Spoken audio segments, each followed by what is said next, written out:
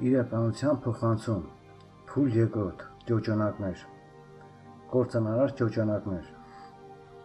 Մեզ մանկուց սովորեցրել են ենթարկվել ուրիշի կամքին, կատարել պարտականությունները, ծառայել հայրենիքին, ընտանիքին, քաղաքական կուսակցությանը, ֆիրմային, պետությանը, գաղափարին, ու մասես, բայց իրեն միայն վերջին հերթին։ Յուրաքանչյուր ոք այս կամ այն չափով ունի պարտականության, պատասխանատվության, մեղքի, անհրաժեշտության զգացում։ Յուրաքանչյուր ոք այսպես թե այնպես ծառայության մեջ է, տարբեր սոցիալական խմբերում և կազմակերպություններում։ Ընտանիք, ակումբ, ուսումնական հաստատություն, ձեռնարկություն, քաղաքական կուսակցություն, պետություն և այլն։ Բոլոր այդ կառույցները ծնվում և զարգանում են, երբ մարդկանց առանձին խումբ սկսում է մտածել և գործել մեկ ուղղությամբ։ Այնուհետև միանում են նոր մարդիկ, և կառուցվածքը մեծանում է, ուժ է հավաքում, ստիպում է իր անդամներին հետևել սահմանված կանոններին և ի վերջո կարող է իրեն ենթարկել հասարակության մեջ շերտերին։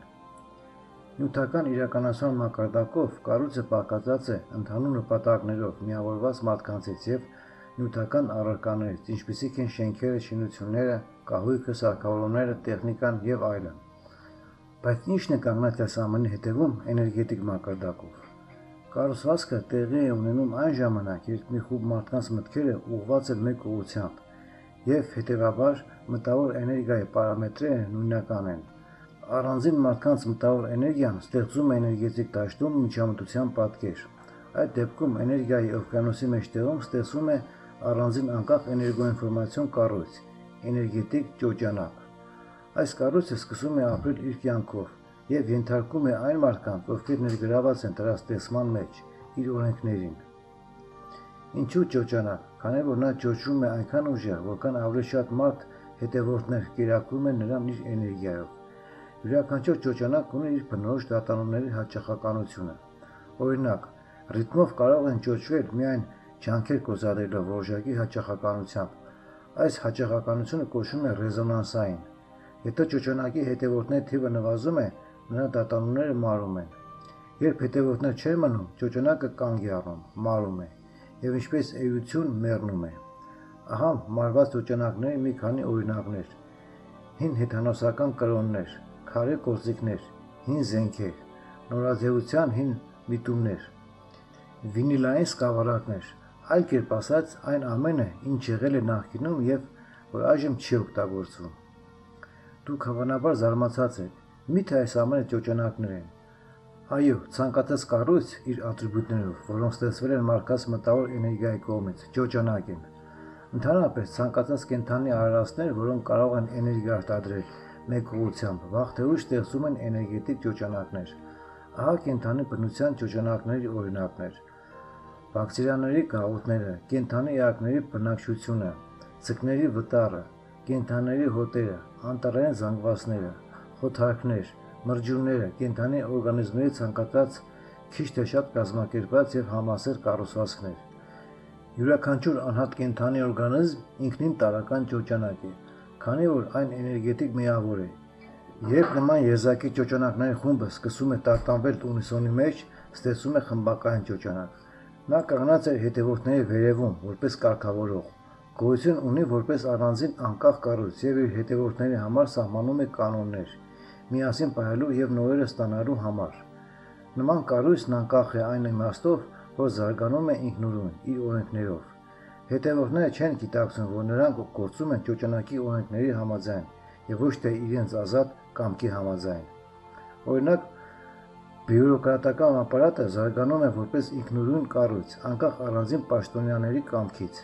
Իհարկե, ազդեցիկ պաշտոնյան կարող է ինքնուրույն որոշումներ կայացնել,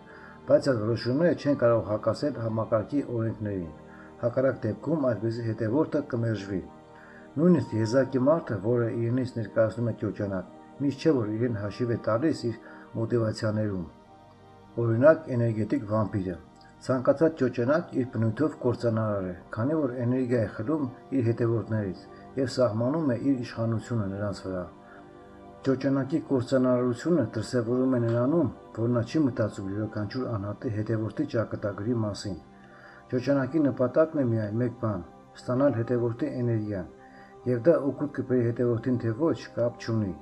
Համակարգի ազդեցության տակ հայտնված մարդը ստիպված էր կյանքը կառուցել այդ համակարգի օրենքներին համապատասխան, այլապես այն նրան կծամի ու կթքի։ Կործանարար ճոճանակի ազդեցության տակ ընկնելը և ձեր ճակատագիրը կոտրելը շատ հեշտ է, առանց կորստի փախչելը սովորաբար դժվար է։ Եթե մարդը հաջողակ է, նա իր տեղը գտնում է համակարգում և այնտեղ իրեն զգում է ինչպես ձուկը ջրի մեջ։ Նա, ով որպես հետևորդ էներգիա է տալիս ճոճանակին, իսկ ճոճանակն ապահովում է նրա կենսամիջավայրը։ Երբ հետևորդը սկսում է խախտել կառույցի օրենքները, նրա հեռարձակման հաճախականությունը այլևս չի համընկնում ճոճանակի տատանումների ռեզոնանսային հաճախականության հետ։ Ճոճանակը չի կարողանում ստանալ էներգիա և նետում է դուրս կամ ոչնչացնում է կամակոր հետևորդին։ Եթե մարդը հեռու է իր համար բարենպաստ գծերից, ապա օտար ճոճանակի կառուցվածքում կյանքը վերածվում է պատժի կամ պարզապես ձանձրալի գոյության։ Նման ճոճանակը դառնում է զուտ կործանարար հետևորդի համար։ Կործանարար ճոճանակի ազդեցության տակ հայտնված մարդը կորցնում է ազատությունը։ Նա ստիպված է լինում ապրել ճոճանակի օրենքներով, ապրել և լինել պտուտակ, մեծ մեխանիզմում, անկախ նրանից դա նրան դուր է գալիս, թե ոչ։ Մարդը կարող է ընկնել ճոճանակի հովանավորության տակ և հասնել ակնառու արդյունքների։ Նապոլեոնը, Հիտլերը, Ստալինը և նրանց նմանները բոլորը կործանարար ճոճանակների ֆավորիտներ են, բայց ամեն դեպքում կործանարար ճոճանակն ամենևին էլ չի մտածում իր հետևորդների բարեկեցության մասին, այլ միայն օգտագործում է նրանց իր նպատակների համար։ Երբ Նապոլեոնին հարցրին, թե արդյոք նա եղել է երբևէ իսկապես երջանիկ, նա հաշվեց ընդամենը մի քանի օր իր կյանքից։ Ճոճանակն օգտագործում է բարդ մեթոդներ նոր հետևորդներ ներգրավելու համար, ովքեր ցեցերի նման թռչում են դեպի լույսը, որքան հաճախ մարդիկ գայթակղվելով ճոճանակի գովազդային կտրոններից հեռու են գնում երջանկությունից, որը շատ մոտ էր,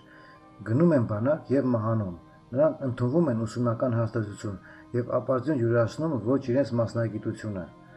գտնում են օտար, բայց իբր հեղինակավոր աշխատանք և թաղվում են խնդիրների ճահճի մեջ։ Իրենց կյանքը կապում են ուրիշների հետ և հետո տառապում։ Ճոճանակի գործունեությունը շատ հաճախ հանգեցնում է հետևորդներին ճակատագրերի քայքայմանը, թեև նա փորձում է թաքցնել իր դրդապատճառները ցանկացած առաքինի և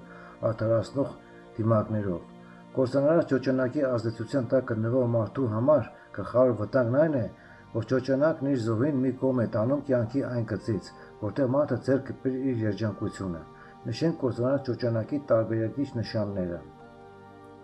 Ճոճանակն սնվում է իր հետևորդների էներգիայով և դրանով իսկ մեծացնում է իր տատանումները։ Ճոճանակն ուզում է հնարավորինս շատ հետևորդներ ներգրավել, որպեսզի հնարավորինս շատ էներգիա ստանա։ Ճոճանակն իր հետևորդների խմբին հակադրում է մնացած բոլոր խմբերին։ Ահա, մենք ինչ լավն ենք, իսկ նրանք ուրիշ են, վատն են։ Ճոճանակն ագրեսիվորեն մեղադրում է բոլոր նրանց, ովքեր չեն ցանկանում դառնալ հետևորդ և փորձում են կամ իրենց կողմը գրավել, կամ չեզոքացնել, կամ վերացնել։ Ճոճանակն օգտվում է գեղեցիկ գրավիչ դիմակներից, ծածկվում է բարձր նպատակներով, խաղում է մարդկանց զգացմունքների վրա, որպեսզի արտարացնի իր գործողությունները և որքան հնարավոր է շատ հետևորդներ նվաճի։ Այն, թե ինչպես է ճոճանակը կլանում իր հետևորդների էներգիան, կարելի է լուսաբանել հետևյալ օրինակով։ Պատկերացրեք լցված մարզադաշտը, լարված ֆուտբոլային հանդիպումը շարունակվում է, գրքերը թեժ են, երկրպագուները կատաղում են, ահա մի խաղացող թույլ է տալիս աններելի սխալ, ինչը հանգեցնում է թիմի պարտությանը։ Խաղացողի վրա հարձակվում է երկրպագուների զայրույթը, նրանք պատրաստ են հոշոտել նրան։ Պատկերացնում եք, թե ինչ բացասական էներգիայի ինչ զանգված է թափվում դժբախտի գլխին։ Նման հրեշավոր հարվածից նա պետք է պարզապես մահանար տեղում, բայց դա տեղի չի ունենում, նա ողջ է, թեև ճնշված է իր մեղքի զգացմունքով։ Ուր է բացասական էներգիան, որն ուղղված էր խաղացողին։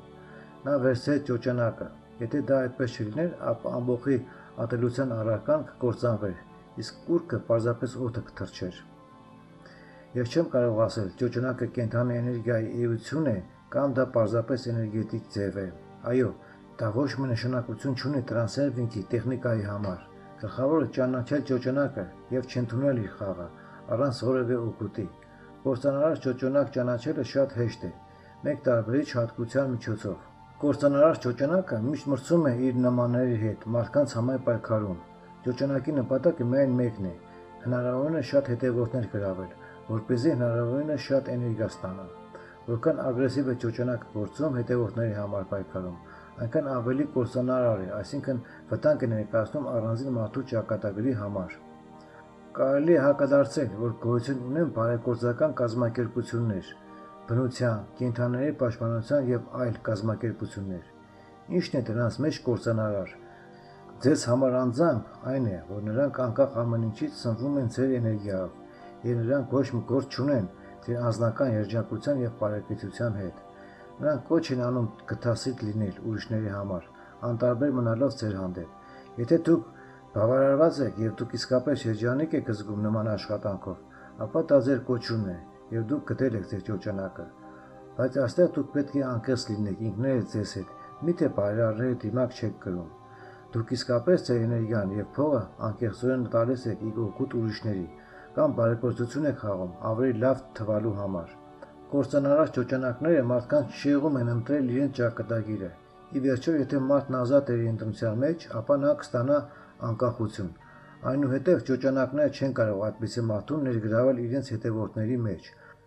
Մարդկային միտքն այնքան սովոր է այն փաստին, որ ճակատագիրը դա բաժին է, որ մարդուն իսկապես շատ դժվար է հավատալ, որ կարող է պարզապես ընտրել այնպիսի ճակատագիր, որն ավելի շատ է սիրում։ Ճոճանակներին ձեռնտու է հետևորդներին վերահսկողության տակ պահել, այդ պատճառով նրանք հնարում են իրենց ծառաներին մանիպուլյացիայի բոլոր հիմնավոր միջոցները։ Հետագա շարադրանքից պարզ կդառնա, թե ինչպես են դրանք անում։ Փոխանցումը նույնպես կարող է ճոճանակ դառնալ, եթե դրանից պաշտպանմունք, շարժում կամ դպրոց եք պատրաստում։ Տարբեր ճոճանակներ կործանարար են տարբեր աստիճանի։ Փոխանցումը նույնիսկ ամենավատ դեպքում կլինի նվազագույն կործանարար, քանի որ այն ծառայում է ոչ թե ինչ-որ ընդհանուր երրորդ կողմի նպատակին, այլ բացառապես իշա յուրաքանչյուր անհատի։ Հետևաբար դա շատ անսովոր ճոճանակ կլիներ, անհատականիստների մի տեսակ, որը զբաղված կլիներ բացառապես իր ճակատագրով։ Ի դեպ, ահա ձեր տնային աշխատանք, որ ճոճանակները կարելի է կառուցողական անվանել։ Բայց առհասարակ ինչու եմ սա ձեզ ասում, նրա համար, որ բացատրեմ, թե ինչ է նշանակում ընտրել ձեր ճակատագիրը և ինչպես դա անել։ Համբերություն ձեռք բերեք, սիրելի ընթերցող, ամեն ինչ այնքան էլ հեշտ չէ, բայց աստիճանաբար պատկերը կսկսվի հստակեցվել։